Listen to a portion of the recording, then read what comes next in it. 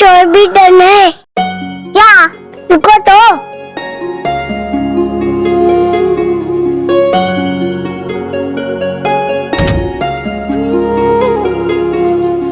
ये लो ताऊ,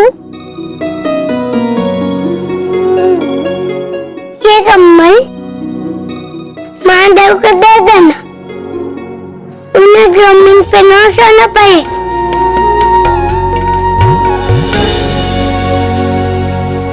ये क्या कर रहे हो?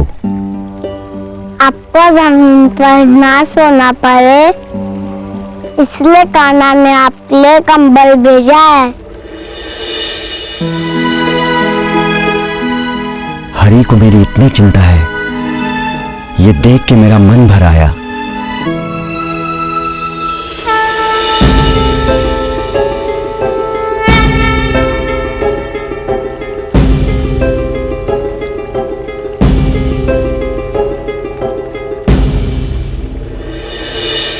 ये रुद्राक्ष मेरी ओर से उन्हें दे देना। मैं तो पता नहीं कब उनके दर्शन कर पाऊंगा।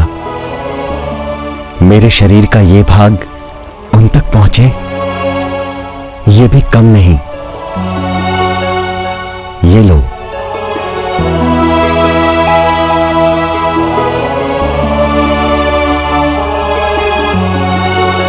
ये सब क्या हो रहा था माधव? मेरी तो समझ में कुछ आ ही नहीं रहा है।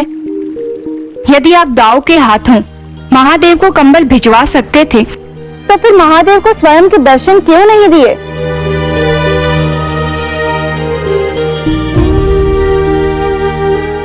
तुम्हारे प्रश्न के उत्तर से पूर्व मैं तुमसे कुछ प्रश्न करूंगा। परंतु माधव, प्रश्न तो पहले मैंने आपसे पूछा है ना। कदाचित मेरे प्रश्न में तुम्हें अपने प्रश्न का उत्तर मिल जाएगा। ठीक है माधव, पूछिए, आपका क्या प्रश्न है? ठीक, ये बताओ कि वो क्या है जो जीवन को पूर्ण बनाता है? वो क्या है जो जीवन को पूर्ण बनाता है? वो है धर्म। और एक माँ को पूर्ण कौन बनाता है? उसकी ममता और उसके संतान के बचपन की अटखेलियां। और एक पति को कौन पूर्ण बनाता है? उसकी अर्धांगिनी, उसकी पत्नी। अद्भुत, तुम्हारे उत्तर बिल्कुल ठीक है रुक्मणी। जैसे मैं तुमसे पूरा होता हूं, उसी प्रकार शिव शंभू को पूर्ण बनाती हैं माता पार्वती। और माता पार्वती ही कारण कि शिव शंभू का मुझसे मिलने का उद्देश्य पूरा नहीं हो पा रहा।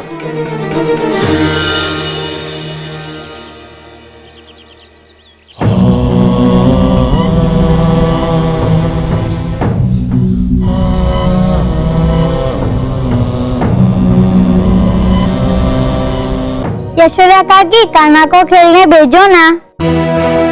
नहीं पुत्र, तुम सब जाके खेलो, कान्हा नहीं आएगा। पर उसके बिना तो खेलने में आनंद ही नहीं आता। हाँ मैया, खुश समय के लिए कान्हा को भेज दो ना। देखो, तुम सब हट मत करो, और यदि तुम्हें कान्हा के साथ खेलना ही है तो एक काम करो, तुम सब भी यहीं खेलो कान्हा के साथ। ठीक है कान्हा? ठीक है मैया। ठीक है काकी। कान्हा, तुम यही इन सबके साथ खेलो, बाहर मत जाना, ठीक है?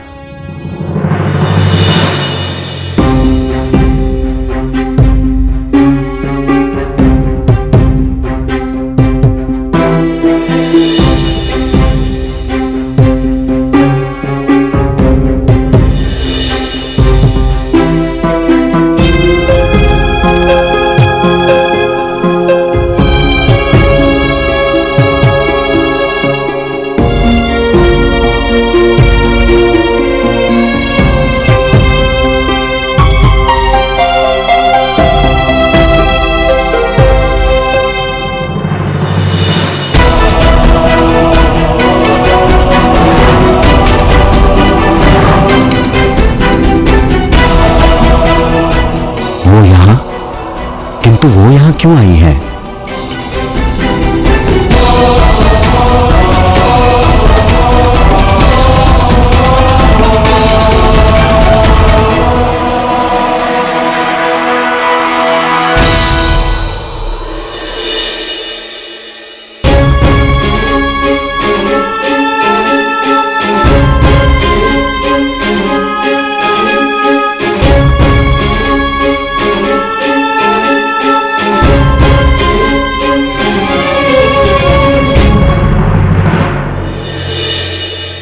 दाऊ, ये क्या किया?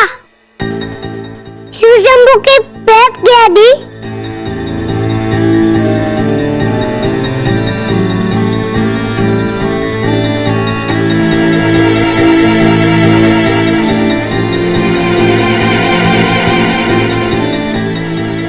ये रुद्राक्ष आगे क्यों लुढ़कता जाए?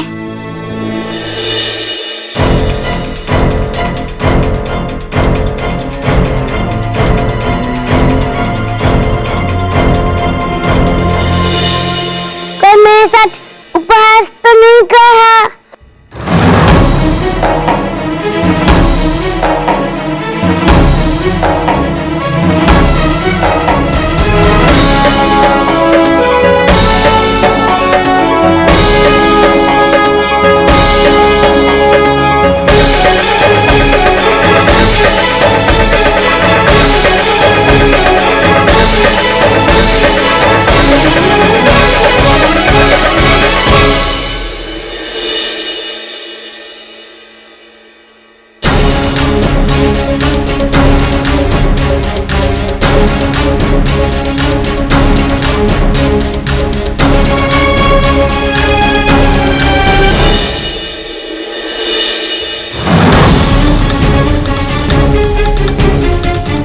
रुक जा।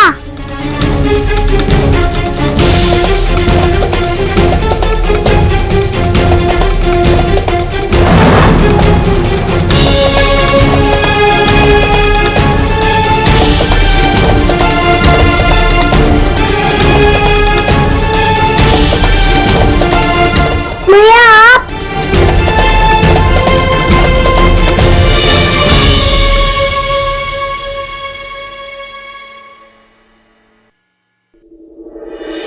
माता पार्वती, क्या वो भी गोकुल आई थी? हाँ रुक्मणी, उनको तो आना ही था। जब शिव शंकर का निश्चय पूर्ण नहीं हो पा रहा था, तो माता पार्वती ने अपने पति के अधूरे निश्चय को पूर्ण करने के लिए शिव शंकर की सहायता करने हेतु स्वयं गोकुल आ गई। वो क्या है ना, अपने नाम के अनुसार भोलेनाथ को ये गूढ़ बातें तनिक कम ही पल्ले पड़ती। अर्थात जब कैलाश पर्वत पर मेरे बाल रूप की चर्चा हो रही थी, तो शिव शंकर के साथ साथ कोई और भी था जो मेरे रूप का दर्शन करने को आतुर था। अब मुझे जाना होगा पार्वती। मैं अब हरि को और प्रतीक्षा नहीं करवा सकता। आप अपना ध्यान रखिएगा, मैं शीघ्र लौटूंगा। परंतु मैं भी साथ चलना चाहती हूँ नाथ। पति पत्नी का संबंध शरीर और आत्मा जैसा है। दाम्पत्य का महत्व यह है कि दो लोग एक ही जीवन को धारण करें। युद्ध क्षेत्र में जाते समय एक पत्नी अपने पति के मस्तक पर तिलक लगाती, क्योंकि उसकी मनोकामना होती है कि उसका पति जिस कार्य के लिए जा रहा है वो सफल हो। दाम्पत्य में पति का प्रण उसकी पत्नी की पवित्र शक्ति से पूर्ण होता है। इसलिए यह आवश्यक है कि पति कोई भी कार्य करने से पूर्व पत्नी का समर्थन और उसकी शुभेच्छा अपने साथ ले ले। किंतु भोले महादेव ने ऐसा नहीं किया। मुझसे मिलने की धुन में इतने मग्न हो गए थे भोलेनाथ कि उन्होंने मां पार्वती के मन की बात भी नहीं सुनी। जिसने अपने अधंग का मन नहीं समझा, उसकी मंशा भला कैसे सफल हो सकती है? तो ये बात है माधव। हाँ रुक्मणी, स्त्री में बहुत शक्ति होती, परंतु उसका मन फूल की तरह कोमल होता। मां पार्वती को जब ज्ञात हुआ कि शिव शंकर नंद बाबा के द्वार पर व्यतीत होकर बैठे, तो उनसे रुका न गया और मां पार्वती स्वयं गोकुल आ पहुंची। तो क्या माता पार्वती आपको और महादेव को एक साथ मिलवा पाई? ये लो कान्हा, तुम्हारा रुद्राक्ष। अब यहाँ कैसा माता? कौन है? कौन है वहां? अब वहाँ मत जाइए मैया। किंतु क्यों? मैया मुझे अंदर नगर से नहीं मिलने देगी। अब कभी यहाँ से जाने के लिए कह दिया तो?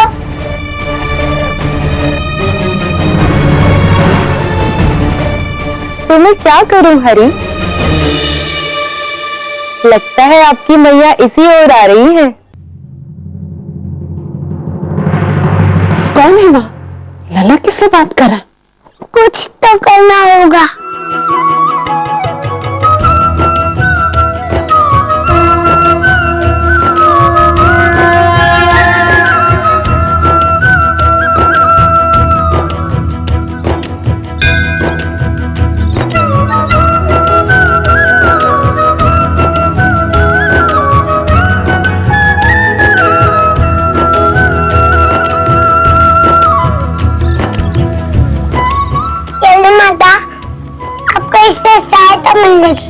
कृष्णा बाले कृष्णा कृष्णा मिटाए मन की तृष्णा बाले कृष्णा कृष्णा बाले कृष्णा कृष्णा बाले कृष्णा कृष्णा मिटाए मन की तृष्णा बाले कृष्णा कृष्णा।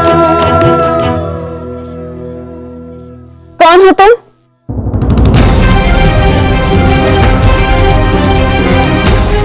तुम अपना चेहरा क्यों छुपा रही हो?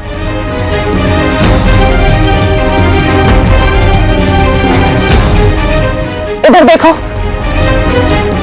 मैं कहती हूं इधर देखो।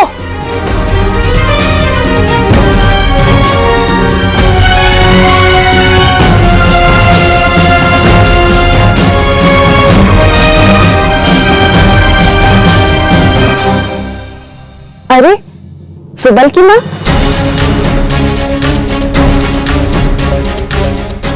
तुम यहाँ? तुम कब आई? क्षमा करना मैया, आपको भ्रम में रखना पड़ा। अरे सिबल की माँ और कान्हा, तूने भी मुझे नहीं बताया कि काकी आई हुई है।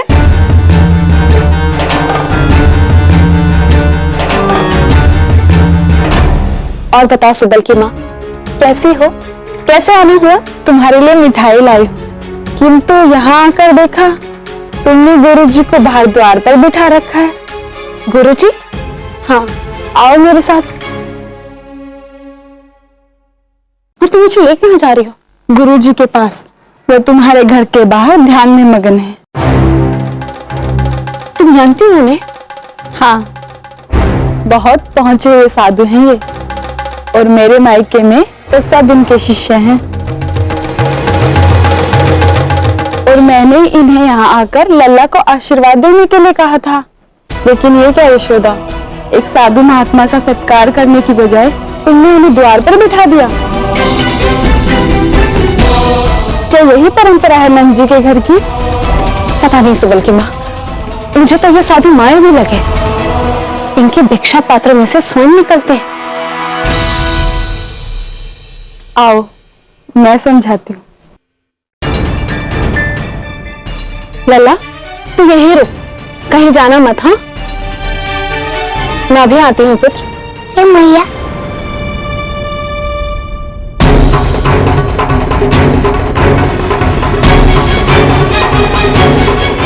देखो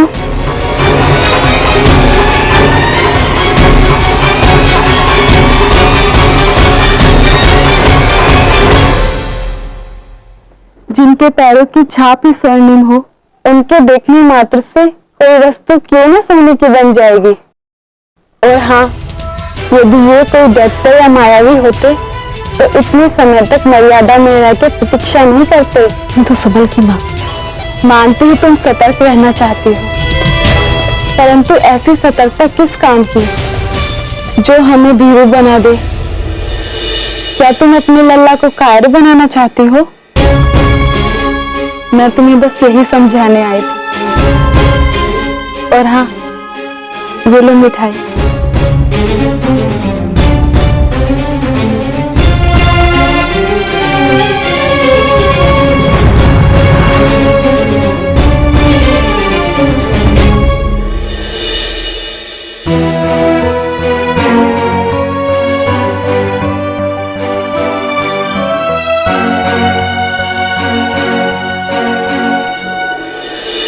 जिनके पैरों की छाप ही स्वर्णिम हो, उनके देखने मात्र से कोई वस्तु क्यों न सोने की बन जाएगी। कामा, मैंने तुम्हारी मैया को समझाने का पूरा प्रयत्न किया है।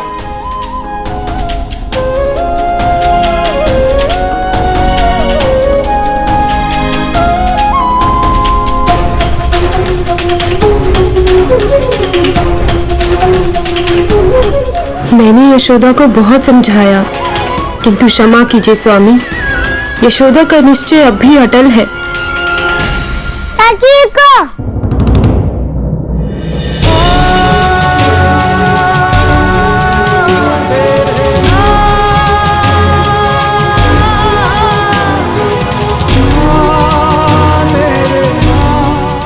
काकी, मैं आपकी बात मान गई है। चलिए अब उन महात्मा से मिलते हैं।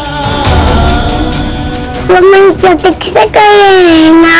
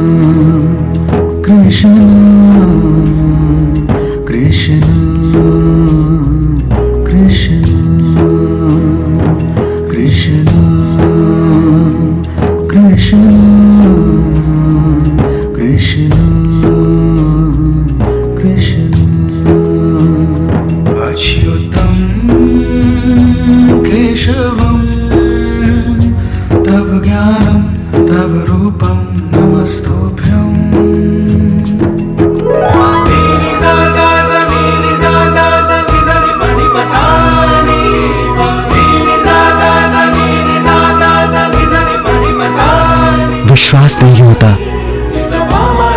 आप स्वयं मुझे दर्शन देने आए।